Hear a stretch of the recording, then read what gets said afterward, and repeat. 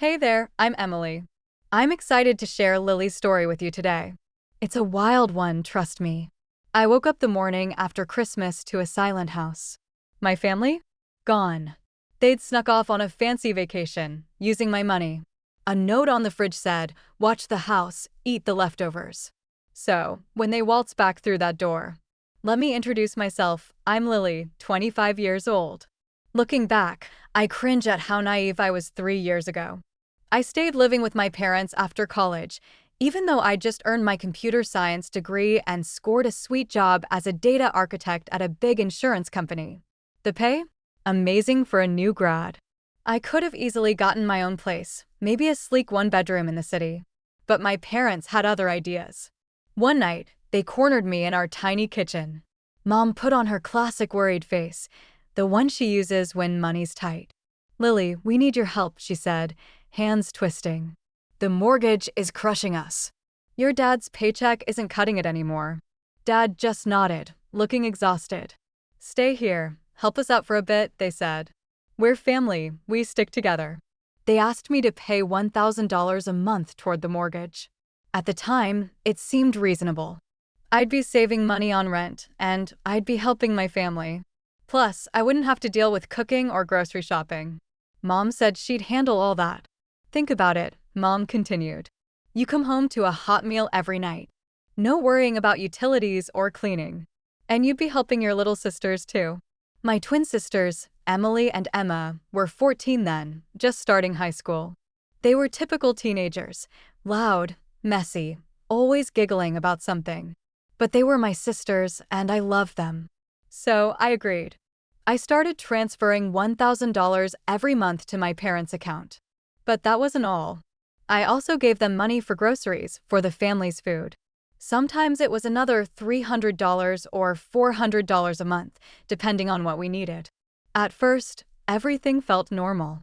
I'd come home from work exhausted, and there would be Mom, setting plates on the table, calling everyone for dinner. The smell of her cooking filled the house: roast chicken, spaghetti with meat sauce, her famous beef stew. It was nice not having to think about what to eat or spend an hour cooking after a long day at the office. During family gatherings, my parents would brag about me to our relatives. "Lily's doing so well at her job," Mom would announce proudly. "And she's so good to us, helping out with the house payments. We're so lucky to have such a responsible daughter." The praise felt good. I felt like I was being a good family member, contributing to something bigger than myself. When my college friends talked about their struggles with rent and grocery bills, I felt smug about my decision to stay home. I started buying nice gifts for everyone's birthdays and holidays. For Mom's birthday, I got her a beautiful necklace that cost me almost $300. For Dad, I bought expensive tools for his workshop. For the twins, I'd get them whatever was trendy: designer shoes, electronics, gift cards to their favorite stores. In return, they gave me gifts too. But looking back now, I can see the pattern that was already starting. My gifts to them were thoughtful and expensive. Their gifts to me were, well, clearly bought on sale or at the last minute. A cheap candle set, a clearance sweater that didn't even fit right, a gift card to a restaurant I'd never mentioned liking. But I didn't think much about it then. I was just happy to be helping my family and living comfortably. About 6 months after I started contributing to the household, I noticed our washing machine was making weird noises and not cleaning clothes properly. So, I bought a new washing machine. It cost me $800, but I figured it was an investment in all of our comfort. When it was delivered and installed, everyone was thrilled. A few months later, I replaced the old microwave that barely heated food anymore. Then the coffee maker that had started making coffee that tasted like burnt water. Each time, my family was grateful and excited. By the end of my first year living at home, I had replaced most of the major appliances. I also started buying new furniture. The living room sofa was falling apart, so I got a nice sectional that cost me $1,200. Then I redid my own bedroom with a new bed, dresser, and desk setup. Everyone loved the changes I was making to the house. But something else was changing too, something I didn't notice at first. The thank yous were becoming less frequent. The praise was getting shorter and less enthusiastic. Sometimes, when I brought home something new, my family would just nod and say, "That's nice," before going back to whatever they were doing. But I brushed it off. We were family. Of course, they appreciated everything I was doing. They just didn't need to say it all the time, right? Then this became the pattern. The twins would demand money for whatever they wanted, and when I hesitated or asked questions, they'd call me greedy or stingy. Then they'd run to mom and dad, who would gently suggest that I should be more generous with my sisters. Meanwhile, I was still upgrading the house. I bought new furniture for the twins' bedroom, matching dressers, new beds, a study desk for each of them. The total came to almost $2,000. Finally, Emma said when the furniture was delivered, our old stuff was so embarrassing. I was ashamed to have friends over. No thank you, no appreciation, just a complaint about how long it had taken me to replace their perfectly functional furniture. I also redid my parents' bedroom, buying them a new king-size bed, nightstands, and a dresser set. Mom's only comment was, "You could have gotten the more expensive mattress. This one's just okay." That stung, but I pushed the feeling down. The worst incident happened on a Thursday night in October. I came home from a particularly stressful day at work. We were dealing with a major system upgrade that was causing all sorts of problems. All I wanted was to eat dinner and relax. But when I walked into the dining room, Emily and Emma were in the middle of complaining to our parents about me. She said no when we asked for money to go shopping this weekend, Emily was saying, her voice all whiny and dramatic. We just wanted $400 to get some new winter clothes. I sat down at the table, trying to keep my temper in check. "I didn't say no forever," I said. "I said I wanted to see what you were planning to buy first. $400 can disappear real fast if you're not careful about what you're spending it on." "See," Emily said, throwing her hands up. "She doesn't trust us. She thinks we're going to waste her precious money." That's when I lost it. "You want money for clothes? Get jobs." That's what I did when I was your age. The room went completely silent. Emily's mouth dropped open like I had just suggested she rob a bank. "Excuse me," Mom said, her voice cold. "I said they should get jobs if they want spending money," I repeated. "I've been working since I was 15. I gave half my paychecks to you guys, and I still bought my own clothes and everything else I needed." Dad put down his fork and stared at me. "Lily, that's completely different. You chose to work early. Your sisters are still teenagers. They shouldn't have to deal with the stress and responsibility of jobs yet. They need to focus on school and being kids." "They're 17, I said. "I was 15 when I started working. And I still kept my grades up." "That was your choice," Mom said firmly. "We're not going to force our younger daughters into adult responsibilities before they're ready. They have their whole lives to work right now. They should be enjoying their teenage years." The rest of dinner was completely silent. No one talked to me. No one even looked at me. I finished eating as quickly as I could and went up to my room, not wanting to see them anymore. After that dinner, the atmosphere in the house became ice cold. My parents and sisters practically stopped communicating with me. They would talk around me like I wasn't there, making plans and having conversations while completely ignoring my presence. Fine by me. I didn't care that they were sulking. I went to work, came home, ate dinner in silence, and went to my room. If they wanted to act like children, that was their problem. This went on for about 3 weeks. Then one evening in late November, I came home from work and found my family huddled around the dining room table, looking at something and talking excitedly. They were so absorbed in their conversation that they didn't even notice me walk in at first. When I approached the table to see what they were discussing, Mom looked up and her face broke into the biggest smile I had seen from her in weeks. "Lily, perfect timing," she said, jumping up and grabbing a colorful travel booklet from the table. "Look at this." She shoved the booklet into my hands.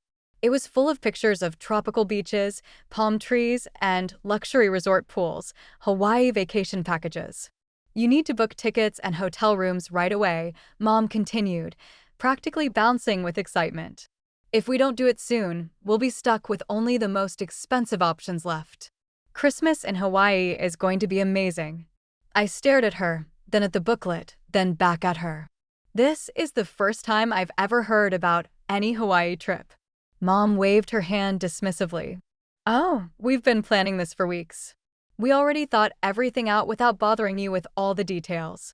We calculated all the costs, figured out the best hotels, picked the perfect dates. All that's left is buying the plane tickets and booking the rooms. Dad looked up from some papers he had spread out on the table. His voice was calm and matter-of-fact, like he was discussing the weather. It'll cost $13,000 for all 5 of us. That covers flights, hotel for a week, and spending money. I stared at them. All 4 family members were looking at me expectantly, clearly waiting for me to say, "Sure, no problem," and pull out my credit card. "You're all crazy," I said slowly. "I'm not giving you $13,000 for a vacation." Mom's cheerful expression immediately turned sour. "Lily, don't be ridiculous. I know for sure you have that money. You created that family emergency account a year ago. Remember, the one where we all have access? There's $20,000 in there right now." My stomach dropped. She was right about the account. I had set it up so the family could handle emergencies when I wasn't around to transfer money immediately. But that money wasn't for vacations. "That's emergency money," I said firmly. "It's not supposed to be touched unless something urgent happens. Remember 6 months ago when the sewer pipe burst and we had to pay $5,000 for emergency repairs? That's what the account is for." Dad slammed his hand down on the table, making the travel booklets jump. "We all need this vacation, Lily. We've been working hard. The girls have been studying hard. We deserve a break. And you can always save up more money." I looked around the table at my family. Mom was glaring at me with her arms crossed.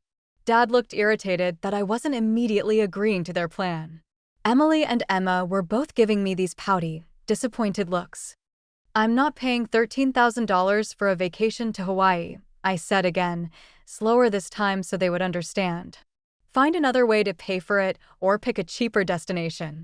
Without waiting for their response, I turned around and walked straight to my room. I didn't even bother with dinner. I just wanted to get away from all of them.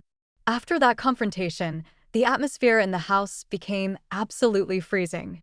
My parents and sisters went back to pretending I didn't exist. But this time, it was even worse than before. But honestly, I didn't care. That was their problem, not mine. What really bothered me was how they had planned this whole thing behind my back and just assumed I would pay for it. They hadn't asked me if I wanted to go to Hawaii for Christmas. They hadn't asked if I could afford it or if it fit my budget. They had just decided that I was their personal bank account. The silent treatment continued right up until Christmas Eve. I had already bought everyone their presents, good ones, expensive ones, because, despite everything, they were still my family. I also stopped at the fancy bakery downtown and bought an expensive Christmas cake, the kind with real buttercream frosting and fresh berries that cost almost $60. I figured maybe if I made an effort, we could have a nice Christmas together and put all this Hawaii nonsense behind us. When I walked into the house that evening, I was surprised by how friendly everyone was being. Mom actually smiled when she saw me and said, "Lily, you're home. Perfect timing for Christmas Eve dinner." Emily and Emma both said hello and actually looked happy to see me. Even Dad seemed to be in a good mood, asking me about my day at work. It felt weird after weeks of being ignored, but I was relieved. Maybe they had finally realized that their Hawaii plan was unrealistic and they were ready to move on. I put the presents under the Christmas tree and sat down for dinner with everyone. Mom had made a really nice meal: roast beef, mashed potatoes, green bean casserole, the works. We actually had normal conversations during dinner. Emily told us about her chemistry final.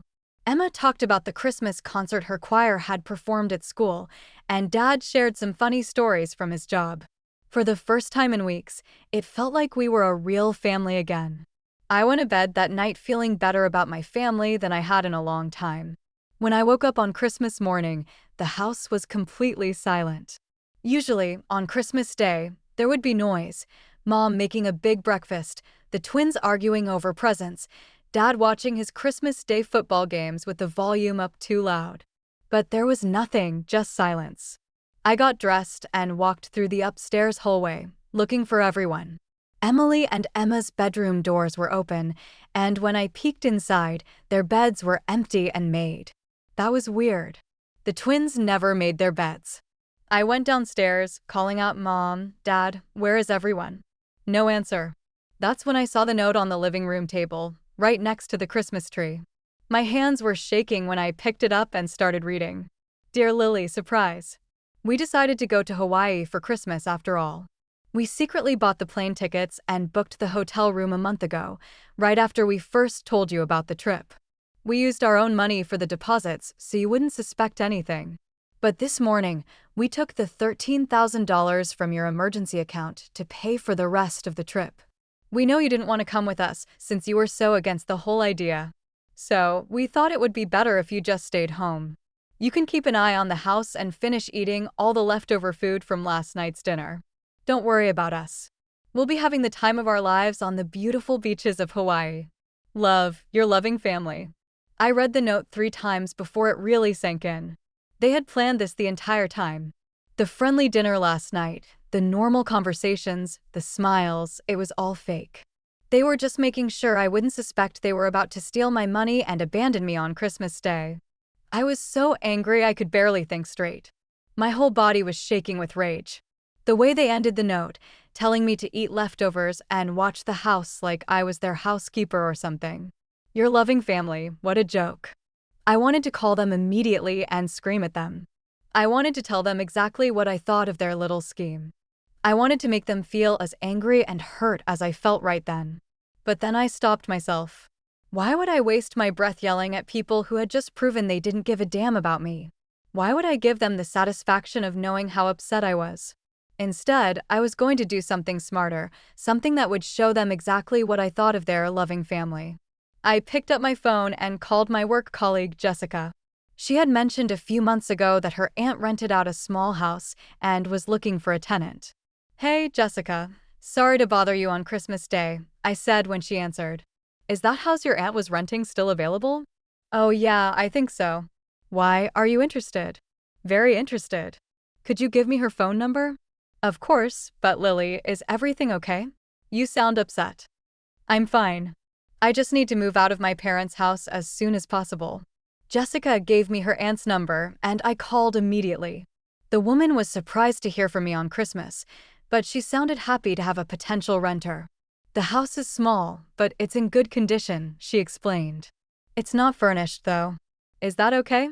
That's perfect, I said. I have my own furniture. We arranged to meet that afternoon.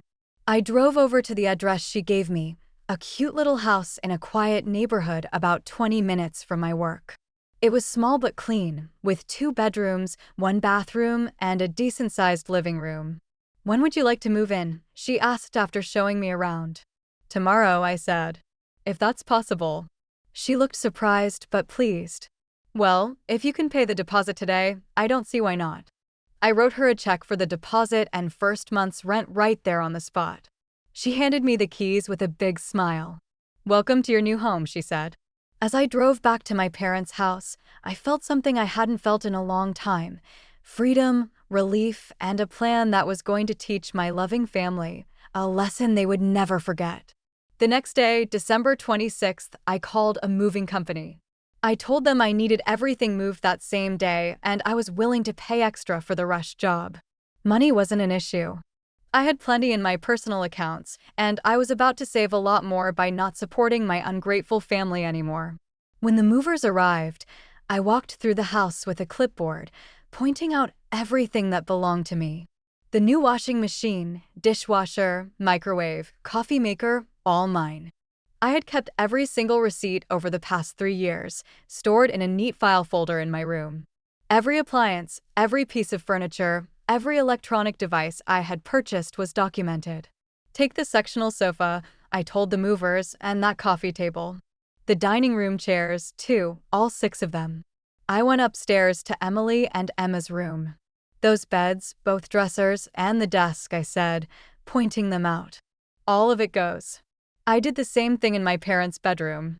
The king-size bed I had bought them 6 months ago, the matching nightstands, the dresser set, everything went into the moving truck. The living room was practically empty when I was done, with no furniture except for the old stuff they had before I started upgrading everything. The kitchen looked bare without all the new appliances I had purchased. But the best part was taking the 65-inch smart TV I had bought just 2 months ago. It had cost me almost $2,000, and my family had been so excited when I brought it home. Dad had spent the first weekend setting up all his sports channels and streaming services. I also took all the furniture from my own room, obviously, my bed, dresser, desk, bookshelf, even the area rug I had bought to make the room more comfortable. By the time the movers were finished, my parents' house looked like it had been robbed, which, in a way, it had been, robbed by me, taking back everything that was rightfully mine. I drove to my new house and spent the afternoon directing the movers on where to put everything. It all fit perfectly in my new place. The sectional sofa looked great in the living room, and the big TV was perfect for the main wall. That evening, I sat in my new living room, eating takeout Chinese food and watching Netflix on my reclaimed TV. For the first time in months, I felt completely relaxed. My family had been gone for a week, and during that entire time, they hadn't called me once. Not a single text message asking how I was or wishing me a Merry Christmas. It was like I didn't exist to them unless they needed my money. But I knew that was about to change real fast. I checked my mom's Facebook page once during that week, just out of curiosity. She had posted tons of photos from Hawaii, pictures of them on the beach, at fancy restaurants, by the resort pool. Everyone looked tan and happy and relaxed. The caption on one photo made me laugh out loud. My beloved family is here. Only the people who are most important to me. Only the most important people, right? The people who were so important that she stole $13,000 from the person who had been bankrolling their lives for 3 years. I screenshot that post and saved it. Something told me I might want to remember those words later. January 1st arrived, and I knew my family was scheduled to return home that day. I spent the morning organizing my new house, setting up my home office in the second bedroom, and just enjoying the peace and quiet of my own space. Around noon, my phone started ringing. Mom's number on the caller ID. I let it go to voicemail. Then Dad called. Voicemail. Then Emily, then Emma, then Mom again. I ignored all of them and continued watching a movie on my big TV. By afternoon, the calls had stopped, but the text messages started coming in. Mom, Lily, where are you? We're home, and the house is empty. Where is all the furniture? Dad, call us immediately. We need to talk about what happened to our things. Emily, Lily, where is my bed? Where is everything? Emma, Mom is freaking out. Call us right now. The messages got more and more frantic as the day went on. Mom sent me a long text threatening to call the police and report me for theft. I couldn't help but laugh at that one. Go ahead and call the police, I thought. I'll show them my receipts. By evening, the tone of the messages started to change. Mom sent a text that said, Lily, honey, I think there's been a misunderstanding. We really need to talk. Please call me. I decided it was time to end this game. I called her back. She answered on the first ring. Lily, thank God. Where are you? What happened to the house? We came home, and there's nothing here. We're sitting on air mattresses. I moved out, I said calmly, and I took my furniture and appliances with me. Your furniture, Lily? That's our family's furniture. You can't just take everything. Actually, I can. I paid for all of it. I have receipts for every single item. There was silence on the other end for a moment. Then Mom's voice got very small and scared. Lily, please come home. We can work this out. We're really sorry about the Hawaii thing. We know we should have handled it differently. You stole $13,000 from me, I said. And you left me alone on Christmas Day to eat leftovers while you went on vacation with my money. We'll pay you back, she said quickly. It might take us some time, but we'll pay back every penny. I don't want your money anymore, Mom. I'm done. What do you mean you're done? I mean, I'm not coming back. I'm not paying your mortgage anymore. I'm not buying you appliances or furniture or giving the twins money for clothes. I'm done being your family ATM. I could hear her crying now. Lily, please. We can't afford the mortgage without your help. And the girls are graduating this year. We still need to figure out how to pay for their college. I hung up. They tried calling a few more times that evening, but I didn't answer. Eventually, they stopped. 6 months ago, I made a big change. I'm still in my cozy rental house, and I'm loving it. I'm saving more cash than ever before, about $2,500 a month, toward buying my own place, now that I'm not footing the bill for four others. I switched up all my bank account passwords and shut down the family emergency fund. The $13,000 they swiped from it? I moved what was left straight into my personal savings. My relatives say my parents are working overtime to cover the mortgage and support Emily and Emma. They're freaking out about college tuition, too, with the twins graduating this spring. Good. Let them handle it like most parents do, with their own money or maybe some student loans. They thought I'd always be their personal ATM, too guilty or scared to push back. They were wrong.